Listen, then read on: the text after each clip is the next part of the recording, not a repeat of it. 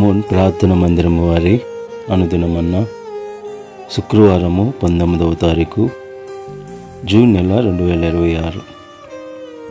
తమ ఆలోచనలను అనుసరించి చెడు మార్గమున నడుచుకునుచు లోబడనల్లని ప్రజల వైపు దినమంతయు నా చేతులు చాపుచున్నాను. యెషయా గ్రంథము 65వ అధ్యాయము 2వ వచనంలో.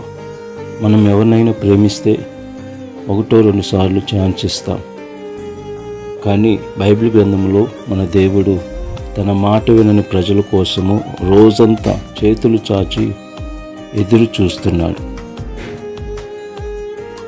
దేవుడు మనలను ప్రేమతో తన వైపు పిలుస్తూనే ఉంటాడు.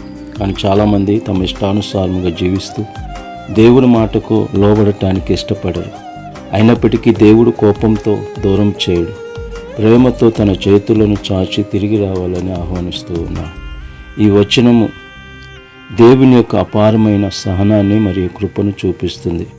మనం ఎంత దూరమై వెళ్ళినా పశ్చాత్తాపంతో ఆయన వైపు తిరిగి వస్తే ఆయన మనల్ని స్వీకరించడానికి సిద్ధముగా ఉన్నాడు.